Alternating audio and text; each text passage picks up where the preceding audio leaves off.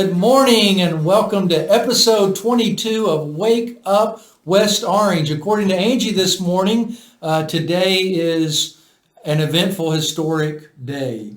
Yeah, in 1971, Walt Disney World, the resort, opened for the first time on September 30th. So yeah, that's a pretty historic thing, especially for those of us in our area. Disneyland was already open, right? Yes, it opened first. I don't know Couple the date. years, whatever. Yes, like a while back before that. Right. But yeah, it was 1971 when it opened here in Florida, which Today, September 30th. Pretty cool. That 49 years ago. 49 That's years a long ago. time ago. A lot has happened in those years. I think I know where we're going with this. Yeah, Well, I wasn't going anywhere with it. I was just stating that it's been 49 years. It has been 49 years, 49 good years. Yeah, I think so. Absolutely.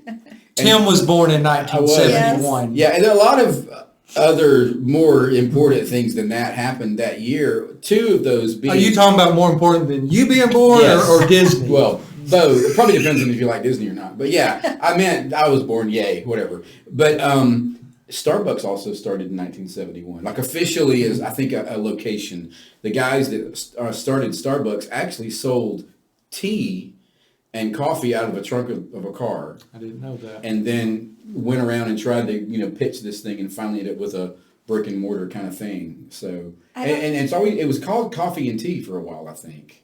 It may still be at the location. I digress. Well, I don't know that I'd buy coffee or tea out of a trunk of a car, but Right. it was probably a good idea that That's they got a location. Excellent point. Especially in Seattle where it's rainy and probably humid and moldy. You're not really getting the product you'd hope for, I would guess. But it worked, thanks to, not Howard Schultz. Is that his name? Anyway. Yeah, he's the I have CEO. no idea. Yeah. He turned that place around. So, what were we talking about? Disney. Well, we were going to talk about Disney. I think, you have any funny or interesting stories about Disney? Well, I came to Disney for the first time when I was little. I think I came when I was 3, but the first time I remember coming is when I was 6. And I can still remember because it was terrifying. We went to the Haunted Mansion. Yes. And I was that kid, there's always that kid that's screaming the whole way. That was me. I remember just being terrified and clutching onto my dad's arm and, is it over? It's not over. I can still hear the ghosts. It was horrible. Then they get in the car with you on the way out. Yes. And it was horrible. And so that's the thing I most remember as a child about Disney. Mm-hmm. And, then the kids, when they were growing up and were getting big enough to know what Disney was, they wanted to come to Disney. Sure. We were still living in Missouri. And we said, oh, yeah, we're going to come. We're going to come. When Bennett's old enough, we'll come. And that's right about the time we moved here. And so we came out and we got annual passes, and we've got a lot of great experiences with Disney. Yeah. Yeah. I don't remember. I know we came one time, our whole family. My sister was at this point married. She did not have kids yet. So it's my mom and dad, sister, brother-in-law, and me. And it feels like we all stayed in the exact same room. I mean, we were always crammed together, probably for my parents to save money. And I don't know how old I was exactly, but I was still old enough that I was having night terrors. So one of the nights, all I remember, I don't remember anything about Disney. I remember that I woke up our entire floor screaming because, Dad's like, Tim, or, trying to wake me. And I'm just like, and the whole floor, everybody's just like, what's going on? So that's my memory of, I don't ever think of, thanks, I appreciate that. I never think of that. But other than that, I love Disney, by the way. I mean, I get excited thinking about it. I like the fact that you go and it kind of transports you to this other, environment or the idea that things are okay, sort of. And they have a Starbucks, which is very ironic. We just talked about that. Go ahead. Wow. You have a Disney story? As a Yeah, kid? sure. No, not as a kid. So, growing up, I never took a trip to a beach in Florida, never went to Disney as a kid. So maybe it was, God knew later in life I was going to get to do that all the time. So, but the only place I'd ever been to the beach as a kid was to Myrtle Beach. one time. So really we just didn't do a lot of trips like that. So, but anyway, so yeah, my first time at Disney was with Jamie and the boys, and we've got to have several opportunities. The one I think that I've enjoyed the most was when we did Animal Kingdom. I mean, when you do that safari, I mean, you feel like you're on an African safari, seeing all the animals and everything. So that was, and seeing the kids' faces light up. Of course, I'm lighting up like, whoa, look at this giraffe, look at this, look at this. So, so that's probably been the most memorable to me of Disney. So. Yeah, I love that park. Yeah, what's amazing is it all started with a guy who had an idea, and now we've got not just the one park, but there are 4 parks. We've got water parks and hotels and all kinds of things. All over the world. Yes. Now. And it all just started with one idea. Yeah. Yeah, well, when we decided that this is what we were going to talk about, it's looking up different quotes, just refresh my memory, and this one is a good one, of many good ones by Walt Disney. He says, "It's kind of fun to do the impossible." So maybe let's think about that. I mean, it obviously fits with Scripture, but it's kind of fun to do the impossible. So I remember reading where how many banks and people rejected his idea and his dream to do. This is impossible. And so when we think about doing big things or things that haven't been done before, there's going to be naysayers, there's going to be criticism, there's going to be rejection. And that's where faith and dreaming, that's where that comes in. Have you ever thought about, like, as you now are older and, you see things from a more mature perspective, I guess, you start to see life differently. Those kind of quotes, for me, that was my childhood. I thought that I might actually be able to, if I had on my Superman cape, I believed I could jump off the roof of our house, which I tried and did not fly. But, I thought that's what your mom and dad tell you. You can do anything you want when you grow up. And then, do you remember the moment or the age, or do you remember any time that you all of a sudden realized, I don't believe that anymore? Have you ever thought that? And if not, it's great if you haven't. But I mean, did you ever come to a point where you're like, well, I really can't do anything? There's always limits, right? I mean, we have to shut this down now. My dream. I don't mean to wah. That's not what I'm saying. But seriously. But when I was going to probably about high school is when my world shifted quite a bit, because I had changed ideas like so many times about this is what I want to be. I'm going to be this, I'm going to be a that, I'm going to be a this. And at one point I was going to be the president. It was going to be awesome. I was going to fix all the problems, and then that went away. Okay, now I'm going to be an astronaut. Well, it's not too late. Oh, no. No, I call not it. Really? No, but so, yeah, I guess it wasn't until I was in high school trying to figure out, okay, what do I really want to do, that I started thinking, okay, yeah, I can't. Mm-hmm. Let me rephrase the question. Just might help put perspective on it for me as well, if I even want to try to answer, is when did you ever find yourself saying, I have to do this instead of I get to do this? Because that's where my life seemed to shift a little bit sometimes, is all the things that I couldn't wait because I thought, it's so exciting, I get to do that.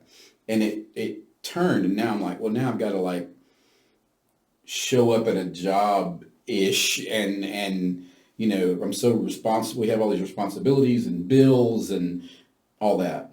Mm-hmm. Do you think that in some ways kind of tells the dream or the excitement of anything? Well, okay, not anything.